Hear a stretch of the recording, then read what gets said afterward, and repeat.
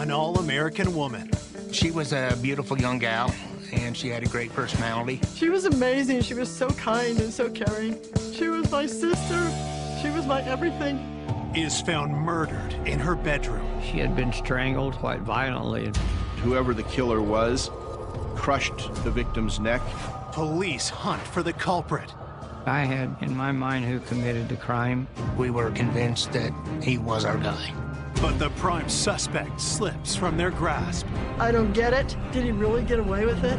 Decades later, leaps in forensic science reignite the investigation. We're not giving up on the case. Is there a smoking gun? We got to find it. I figured that if this case could be solved, it could be solved now. And new evidence leads to a killer no one saw coming. It was shocking, it was unexpected, and guess what? We have a new suspect.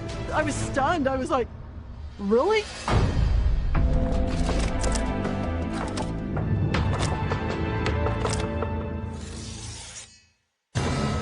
In the early morning hours of June 6, 1980, the peaceful suburb of Woods Cross, Utah, is shaken by a frantic 911 call. Emergency? Oh my God! What's the problem? My wife's been killed. I just got home from work. Okay, I'll see. What's your name? Steve Strong. Please hurry. Woods Cross had never had a homicide. This was the first one, and it definitely was not something we were used to. Police respond to the modest home on the outskirts of Salt Lake City. Well, I got called to respond to this house that they'd said there had been a homicide. So I went into the bedroom area where the victim was, laying on the floor, kind of laying up against the bed. She appeared that she was in her sleeping clothes, just a little t-shirt and a pair of panties. First thing that I noticed, she had bruising and scratches on her neck area that looked like she had been strangled, and been strangled quite violently. In fact, I believe that she had put up quite a struggle and quite a fight. Torn fingernails and some bruising on her legs and her feet. There was an indication she fought pretty hard. It looked like she had been knocked off of the bed and onto the floor. 2 or 3 of the rungs in the bed that had been broken out. So it was obvious that there was a pretty good struggle had taken place there. Police searched the rest of the house, looking for clues to what happened. And looking around, I didn't believe that there could have been a robbery or anything of that nature, because everything else was in place. It did not look like a robbery or theft. This looked more like a personal attack. This looked more like that she was the target of her killer. Investigators turned to Steve Strong, the man who had called 911. He tells police the victim is his wife, 25-year-old Karen Strong. Talking to Steve, he was kind of hysterical, just very upset that his wife was dead. Steve worked at a manufacturing plant on the graveyard shift. He said everything was fine when he left the house the night before to go to work. He worked the night shift till about 7 in the morning. And when he got home, he walked into the bedroom and saw his wife. While investigators continue their hunt for clues, police inform Karen's family of the tragic news. I was at work at the phone company. My stepmother called me and said, "Your sister's dead." I said, "What? What happened?" She goes, "We don't know yet." That was heart-wrenching. I wanted to know what happened to my sister. Karen Saltzgiver was born in Bountiful, Utah in 1954, the oldest of 3 children. Karen and I were 5 years apart. My parents divorced when we were younger, and that's always rough on kids. It was a struggle. But Karen was always there, playing mom, and I think it was just her nurturing instinct. She was amazing. She was strong. In 1973, Karen married Steve Strong right out of high school at the age of 18. Karen and Steve were high school sweethearts. Karen was very outgoing, very fun, very loving, and Steve was very quiet. She saw something in him. They used to go four-wheel driving a lot and up in the mountains a lot. It was a sense of freedom for her, and Karen loved nature. Over the next 7 years, the young couple worked hard to build a life of their own. Steve worked at a machine shop. Karen worked in accounting for the state of Utah. And they had an apartment in North Salt Lake, and then they bought a house in Woods Cross. It was a family-oriented place, and it was a new development. She was so excited because she got a house and a good job. You know, she had her Camaro and yellow. Yellow was her favorite color. It seemed like her life was on the right path. Karen's seemingly perfect marriage had a troubling hidden side. Steve liked to drink, and I think that's what caused a lot of the problems in their marriage. When Steve wasn't drinking, he was very quiet, but when he drank, yeah, there was a whole nother side of him that came out. He was mean. What I witnessed with Steve was a lot of screaming and yelling, and then he'd leave. Mostly what I witnessed with Steve with my sister was the aftermath. She had bruises, and Karen got good at hiding the bruises with makeup, but it's like, you can see them. You know, to me, I didn't understand. Karen defended Steve all the time. He's just going through a bad time. Things are rough. You know, he'll get over it. It's okay. But 3 months prior to Karen's murder, something changed between her and Steve. Karen finally had enough, told Steve she wanted a divorce, and I thought, yes, yes. I just wanted the best for her, because she wanted that for me. But before Karen can move on, her life is brutally cut short. My world had just fallen apart. My world was crushed. She was my everything. She was my sister, my protector. She was my best friend. As Coco struggles to come to grips with Karen's death. Back at the crime scene, police continue their search for clues to who may have attacked Karen during the night. There was no indication anybody had broke into the house. The next door neighbor said that she had heard nothing. Steve had calmed down by that time. He said that he had found the doors locked, and when he got home, used his key and went into the house. As Steve is being questioned, Coco arrives looking for answers. The police didn't give me any details on exactly what happened. They did say that she had been strangled. Then they brought her body out in a black bag, and oh, that just tore me up. It's like, that's my sister, don't put her in there. Steve was sitting there, and I just looked at him like, he finally did it. There was no doubt in my mind that Steve did it. When Coco got to the house there, the first thing she said, he did it, he finally did it, he killed her. Anytime you have an incident like this, always start with the husband. Coming up, detectives discover a tangle of relationships. Steve said that everything was going great with them. It was pretty obvious that it was not. Failing the polygraph was pretty damning. Before their hunt for a killer produces a jaw-dropping twist. An innocent person just wouldn't flee. We were worried if we came to the door, he was going to shoot us. And a new suspect with a dark past emerges. He raped a girl, and then he stabbed her with a screwdriver and left her for dead. Who is this guy, and how did he know my sister?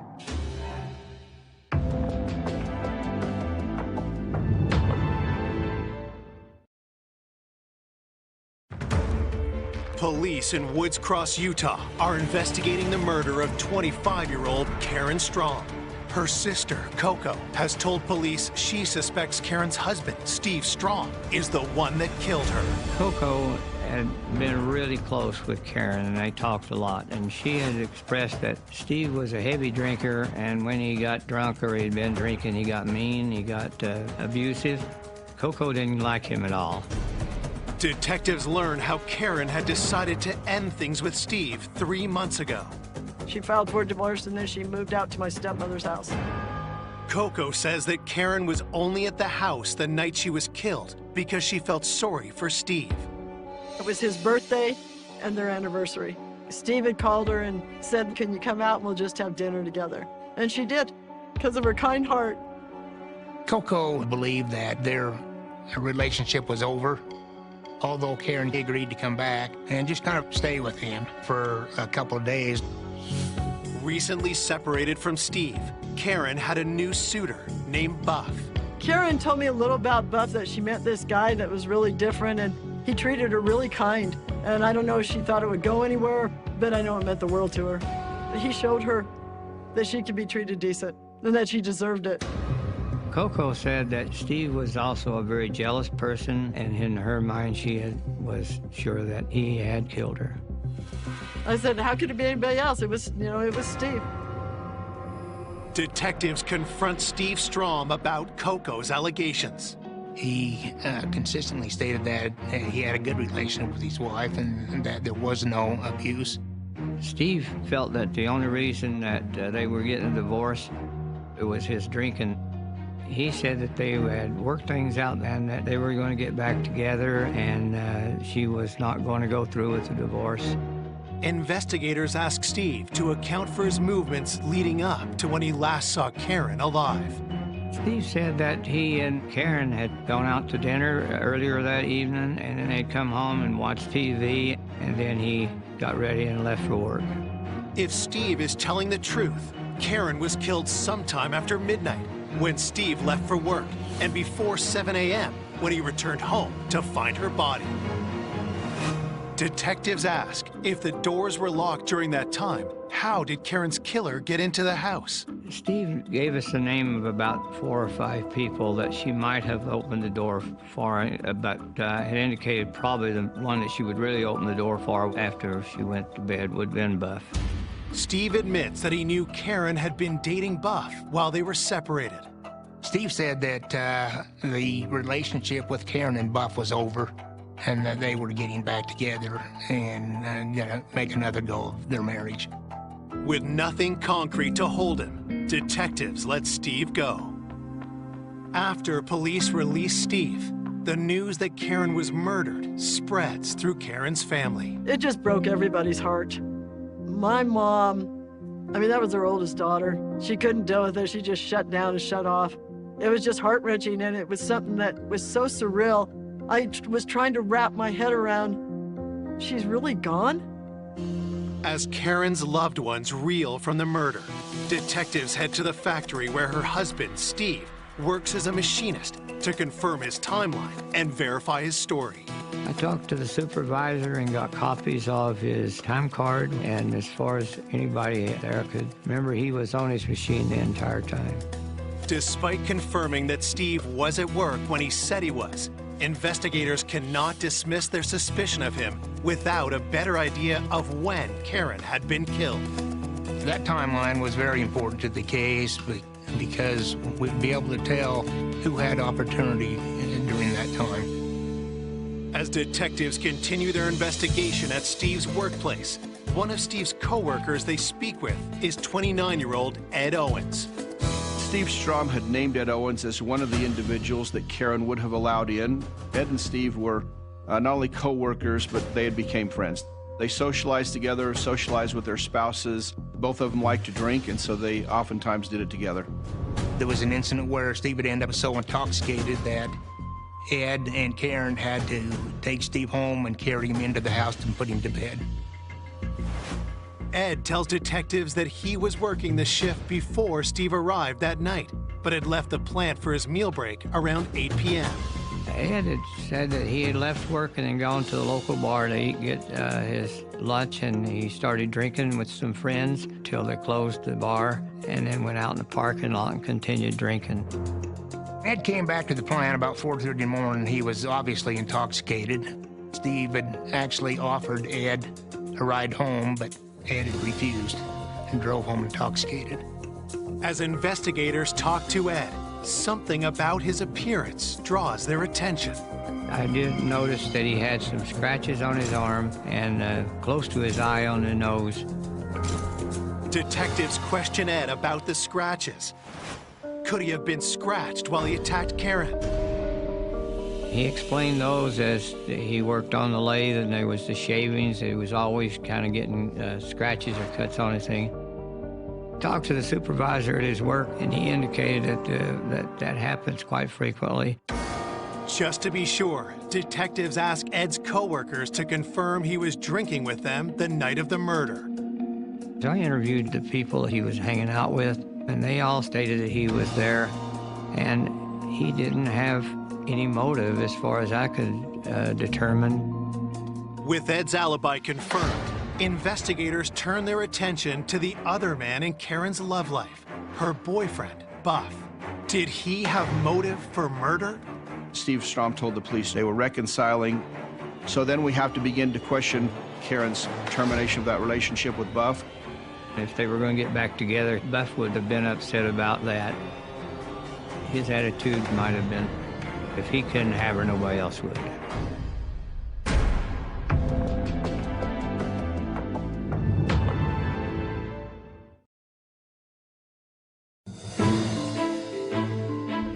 Less than a day after 25-year-old Karen Strom is found strangled to death, police in Woods Cross, Utah have ruled out her husband's friend, Ed Owens, as the killer. There was no indication that Ed had been involved in the death of Karen. But despite verifying his alibi, detectives do keep Karen's estranged husband, Steve Strom, on the suspect list. Her sister Coco talked about how abusive he had been and that Karen needed to get out of that relationship. Now, investigators want to speak with the man Karen started dating shortly after separating from Steve. Buff Bangeter was a man who Karen Strom had had some degree of a relationship with, and so, of course, law enforcement had reason to talk to Buff. Detectives begin the interview with the 35-year-old mechanic by informing him of Karen's murder. He seemed upset when he found out that she had been killed. Then, Buff stuns investigators by revealing just how serious his relationship with Karen had become. According to Buff, they had wanted to get married, and it was Buff that persuaded her to go back to see Steve to be sure that what she wanted to do was get the divorce. Detectives ask Buff where he was on the night Karen was killed. Buff stated he was at home that whole evening and he would not have harmed her in any way. And he also made the comments that he thought it was Steve. According to Buff, it was pretty obvious that he was very angry about Buff's relationship with Karen. Even with no one to back up his alibi, police decide to let Buff go. We didn't eliminate him entirely, but after we interviewed and talked to Buff, we felt pretty confident that he was not the one who had committed that crime. I couldn't place anyone else having done the crime except for Steve. He remained my #1 suspect. While they wait for crime lab analysis to be completed, detectives keep digging into the people Karen may have let into the house the night she was killed. I interviewed each of the individuals who Steve indicated that he thought she might let in, took blood samples from each of them. I covered all the bases that I could. Investigators also received the forensics report from the crime scene. Crime lab went clear through the house and checking for fingerprints, and there was no fingerprints in the house that they could find other than Steve Strom and Karen. And that was pretty damaging as far as evidence towards Steve. Karen's autopsy results also come back and show no evidence of sexual assault, but do confirm strangulation as the cause of death. Whoever the killer was crushed the victim's neck. This was an aggressive, violent, vicious attack. Karen was scratching and clawing and fighting for her life. Karen's fingernails are clipped and preserved. As far as DNA back in 1980, there was not a lot more that they could do. The testing you could do with any sort of evidence was very limited. The autopsy also provides an idea of when Karen was killed. The approximate time of death was between 10 p.m. on the night of the 5th and 2 a.m. on the morning of the 6th. This means it was possible Karen was killed before Steve left to go to work. The time of death did not give Steve a strong alibi. By his own statements, it was after midnight when he went to work, so he was at home during that period of time. Armed with this new information, investigators reach out to get Steve in for another interview, and he makes a surprise request. Steve requested to take a polygraph. He said that he was innocent, he didn't kill his wife. Polygraphs are not admissible into court, but it would also have been a good tool to see if he was lying or not. We did a polygraph and asked him if he knew who killed his wife, if he killed his wife, and if she was dead when he went to work. According to the polygraph operator, on those particular questions, he was extremely negative as far as being truthful. Failing the polygraph was pretty damning to Steve, and we were more and more convinced that Steve was involved in this murder. Detectives still need more evidence in order to charge Steve with Karen's murder. I interviewed some of the people she worked with. They had indicated that numerous times saw her with bruises when she came to work. At one time, that she had bruises on her neck, and that she made a comment to them that Steve had choked her. She felt that she was lucky to be alive. The co-worker's account is the final evidence police need to charge Steve, and a warrant is issued for his arrest. We went to arrest him at work, but he was not there. One of the co-workers told us Steve was with a friend down in North Salt Lake in an apartment. They had indicated that he was worried that we were coming after him. He was possibly going to be violent and resist arrest. We were worried that if we came to the door, he was going to shoot us. Police proceed to the apartment address with caution and establish a safety perimeter around the building. We knew he had guns, that he might be violent. We were anticipating the possibility of it being a very difficult arrest.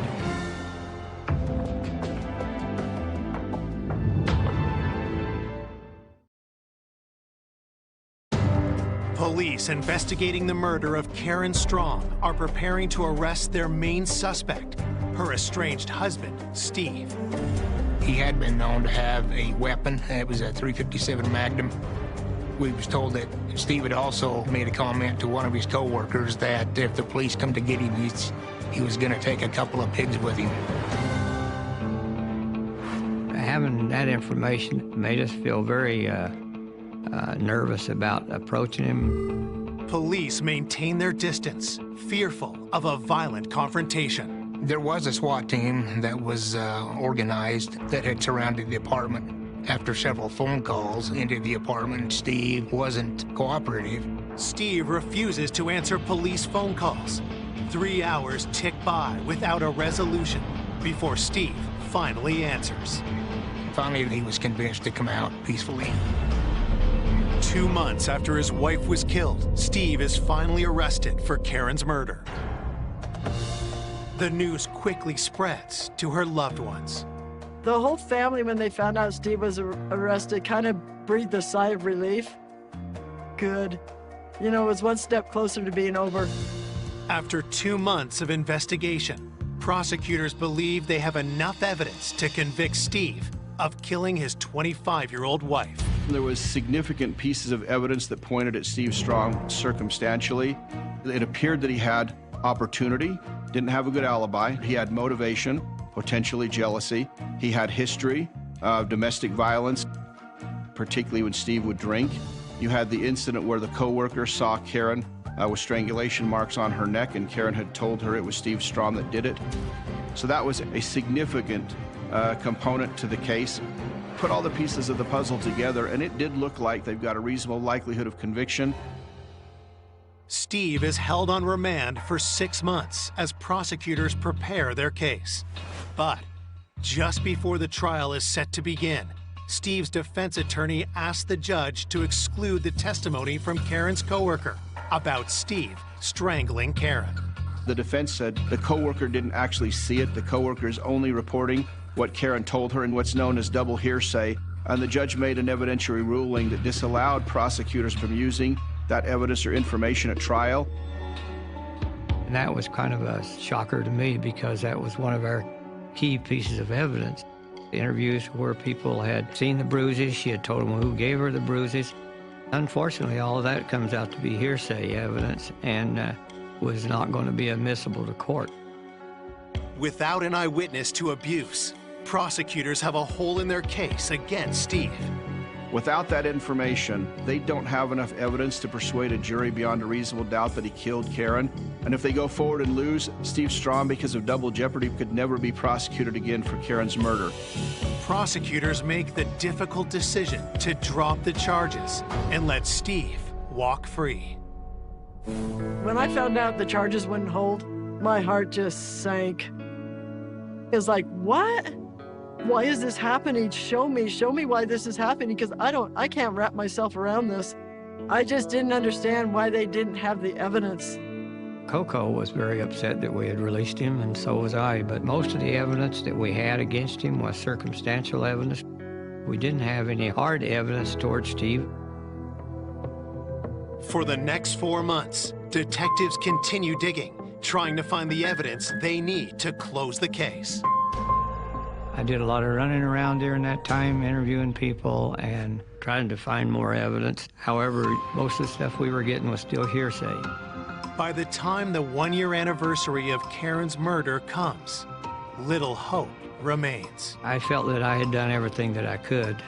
My main thing at the time was making sure that I preserved all the evidence we had collected, so if something did come up later, we would be able to use it. In the summer of 1981, the hunt for Karen's killer goes cold. A year went by, another year went by, and I'd call anything, do you have anything new? Nothing, Coco, nothing, and it's like, did he really get away with it? The case remains cold for more than 2 decades, but police in Woods Cross never forget the murder of Karen Strong. I retired in 2005. However, I have to admit that I was still upset about the fact that I could not tie Steve to the murder. In 2006, 26 years after the crime, new detectives take a fresh look. This case was a high-profile case, and at one time there had been a lull in the caseload, so I had asked if I could focus all my time on this case. Knowing that there was new developments in science, I figured that it was the right time to pick this up, because if this case could be solved, it could be solved now. I went through the evidence looking for specific items that could be tested. The items that we sent into the lab for examination first were Karen's fingernails. Police in 1980 found material under Karen's fingernails, but had no way of testing it. Could this hold the key to identifying Karen's killer? We was quite worried that the evidence had degraded. I mean, it had been 26 years. The crime lab tests Karen's fingernails, searching for her attacker's DNA. When those results came back, it was a bombshell. There was DNA of Steve Strom underneath Karen's fingernails, but also there was unexpected DNA evidence underneath Karen Strom's fingernails. And guess what? We have a new suspect.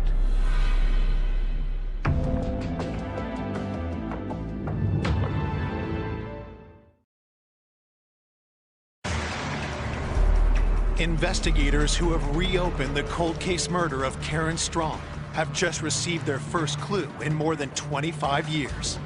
DNA from under Karen's fingernails has been traced to 2 different men, her husband, Steve Strong, and someone on the original investigator's radar.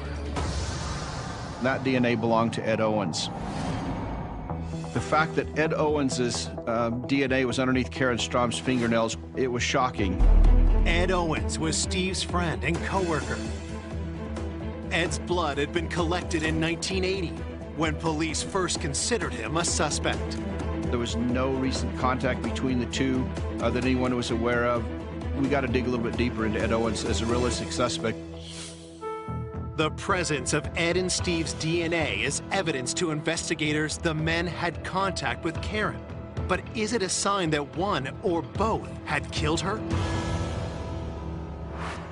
In search of answers, detectives tracked down the now 56-year-old Owens. Ed and his wife were currently living in Falls Church, Virginia. Initially, when I was talking with Ed, he started asking me questions as far as who the suspect was and any new developments in the case. I was suspicious when talking to Ed because of the questions that he was asking me. I wanted him to come into Woods Cross and meet with me and discuss this matter face to face.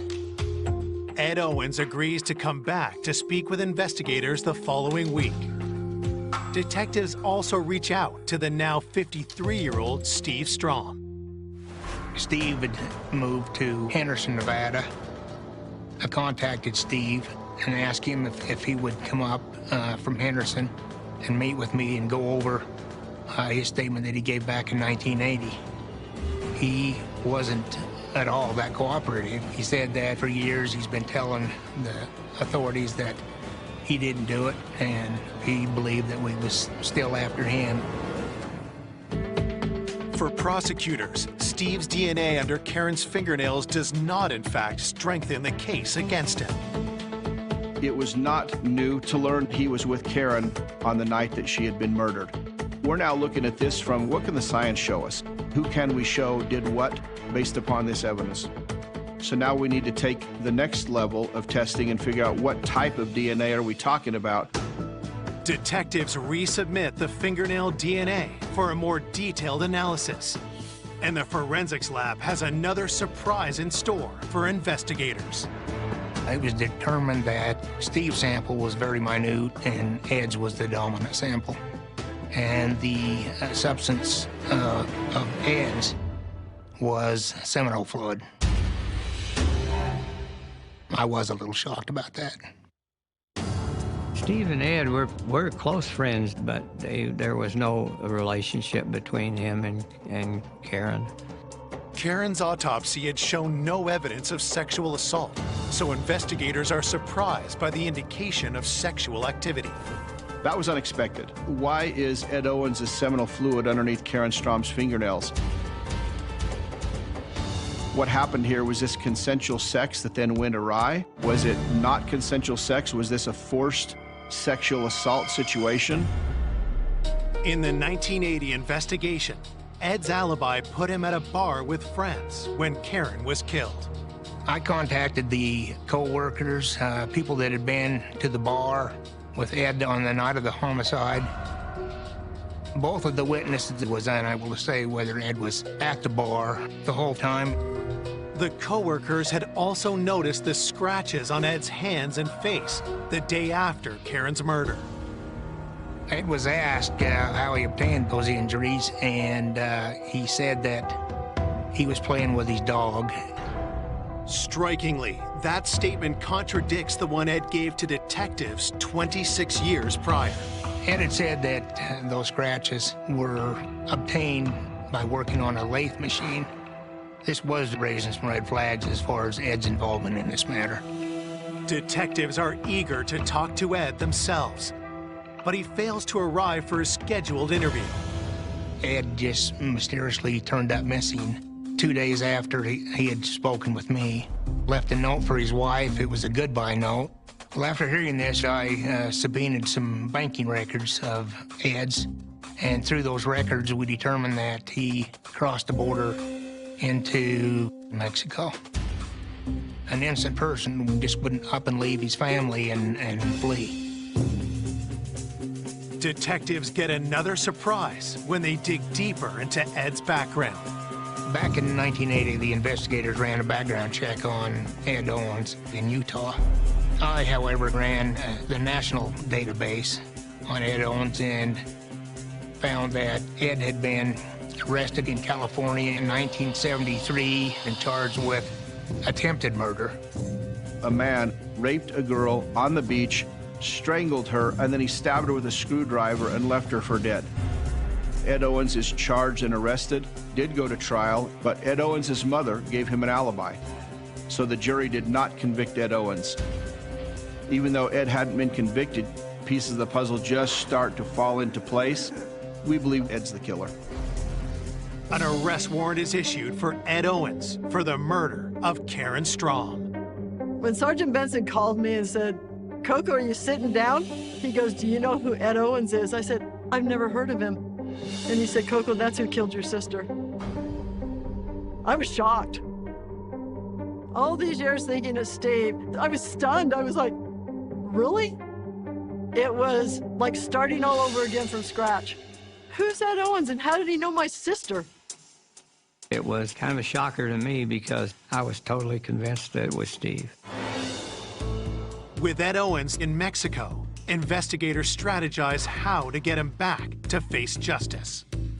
I made contact with Ed's mother, advised her that I had a warrant of arrest for him and that he could either come in voluntarily to meet with me or his picture would be on the 5 o'clock news. And then, interestingly enough, Ed Owens then shows up. He came back to Utah, came walking in the door. I was surprised that Ed actually showed up to the office. I believe that he was trying to put on this persona for his family of what type of a person he was. At that time, I took him to an interview room and attempted to get a statement from Ed. However, he lawyered up and didn't want to make a statement. On March 14th, 2007, after 2.5 decades, Ed Owens is arrested and charged with the murder of Karen Strong. Our case is looking pretty good to us at this point in time. We've got science now backing us up. We've decimated his alibi. We've got the evidence of flight. So a lot of things were stacking up in favor of a conviction. But then, 3 weeks before the trial, prosecutors are thrown another curveball when they learn of Ed's defense. The defense's contention was going to be that Karen was having an affair with Ed. Steve became jealous and enraged about it, and Steve went home and killed her. The defense attorney was claiming that seminal fluid of Ed's only shows that he had had an affair with Karen, not that he'd actually killed her. It's a jolt. We were kind of blown away. Ed had never, ever come forward with that story before. This was something new, so it opened up a new can of worms. Prosecutors know this defense could be enough to raise reasonable doubt to a jury, especially since Steve had originally been charged with Karen's murder. But how could they disprove the defense's claims? Is there a smoking gun with this case? We got to find it. We now need to regroup. So again, like they did back in 1980, we dismissed the case without prejudice as we're getting close to trial. That was not an easy decision to make, but we knew it was the right thing to do. We were confident we had the right guy, but at that point in time, we weren't confident we had a case where we were going to be able to secure a conviction. So Ed Owens walked away a free man.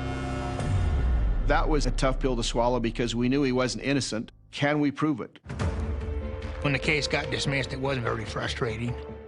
When Ed walked out, I was ticked off, to say the least. However, this wasn't the end for us. We were even more determined that we were going to bring him to justice.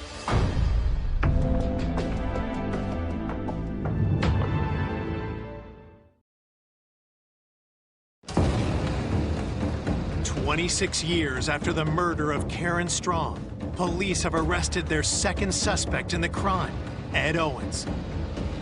But prosecutors are forced to drop charges against Ed, leaving Karen's family desperate for justice. After they released Ed Owens, I told Troy, please don't give up, you guys. Come on, there's got to be something. Please don't give up. I made a promise to Coco Saltzgiver. We're not giving up on the case. We're not abandoning it. Dismissal without prejudice means it can be refiled. We knew Ed Owens did it. We just wanted to get to the point where we knew we could actually prove it. Detectives re-interview those who knew Karen to find out if she really could have been having an affair with Ed Owens before she was killed.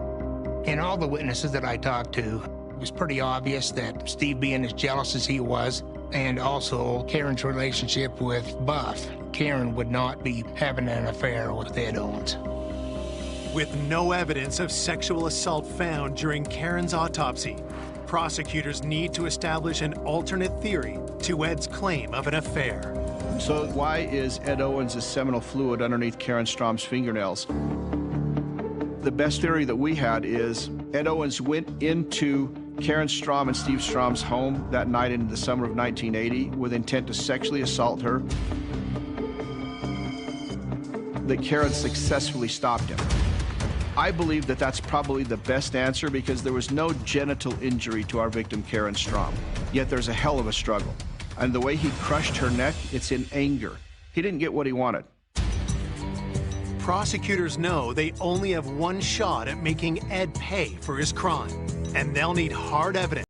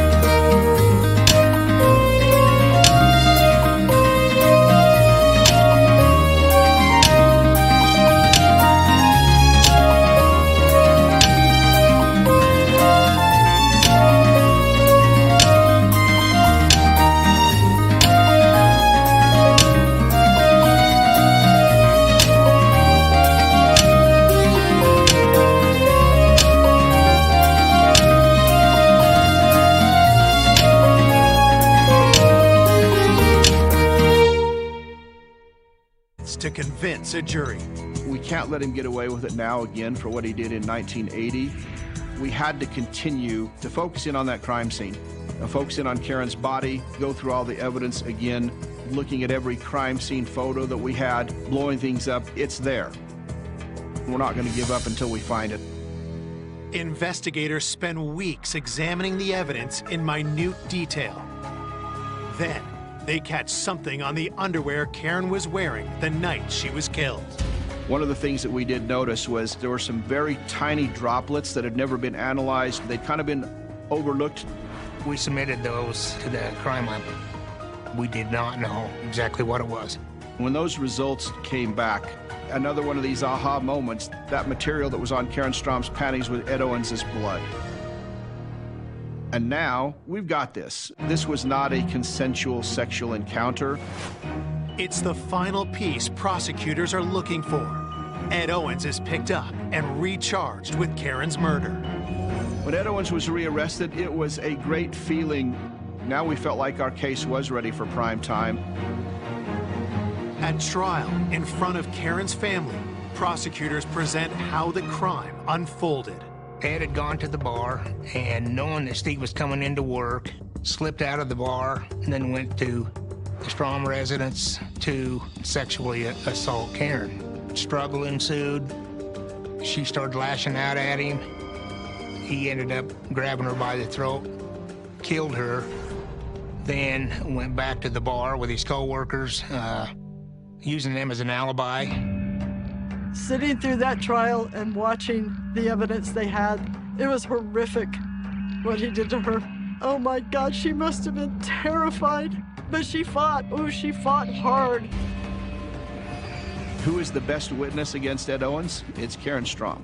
By the fight she put up and the evidence she gathered, part of what she got out of him when she gouged him was his blood. The defense argues that Ed is innocent and that Steve killed Karen out of jealousy. Ed seemed like he was very cocky and that he was confident that he was going to beat this case. The judge let me address him at the trial. I said, "You took my sister from me. You took my best friend. You took the person I feel safe with in the world. You took that from me." And he's smiling at me. He was smiling the whole time.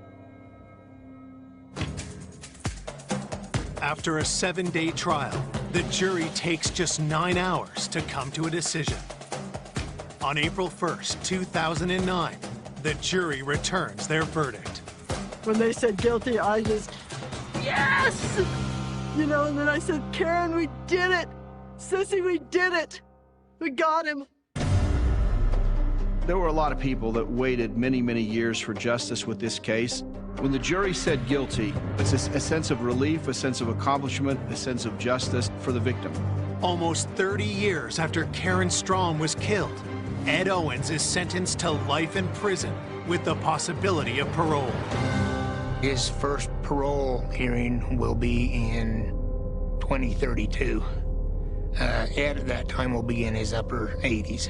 Ed will essentially be spending the rest of his life in jail. For Karen's loved ones, Ed may have taken her life, but he can never take Karen from their hearts. I think of Karen all the time. I have a picture of her on my bookshelf, and I know her energy is still there. I can feel it. She was just so kind and so caring. She was a beautiful person, a beautiful soul. You can never be the same again when somebody's ripped out of your life like that. And you have that hole, but you can heal from something like this. It is possible. But you fill that hole with life. And you hope you live a good life for her too, because she didn't get to.